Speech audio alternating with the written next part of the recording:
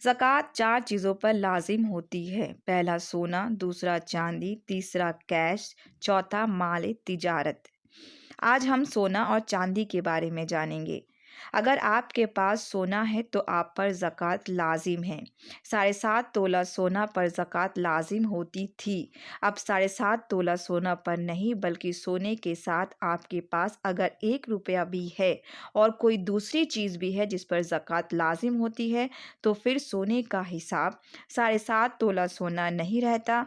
याद रखिए, 7.5 तोला सोना पर ज़कात उस सूरत में लाज़िम होती है कि किसी के पास 7.5 तोला सोने के अलावा बाकी ज़कात का माल बिल्कुल भी ना हो जिस पे ज़कात लाज़िम होती है।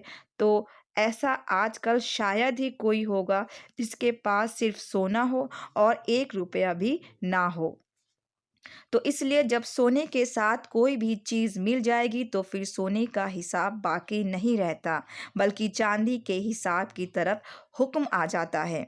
उसकी वजह यह है कि नबी करीम सल्लल्लाहु ताला अलैहि वसल्लम के दौर में 52.5 तोला चांदी और 7.5 तोला सोने की कीमत एक ही थी। इसलिए दोनों में से किसी को भी एक हिसाब बना सकते थे, लेकिन आज इनकी कीमत में ज़मीन और आसमान का फ़र्क है। इसलिए चांदी का हिसाब असल है, क्योंकि इसकी कीमत कम होती है और उसमें ज़कात वाजिब होने में गरीब का फ़ायदा है। और सोने की कीमत बहुत ज़्यादा हो गई है, तो इसलिए चांदी को असल ज़रिया बनाया गया है।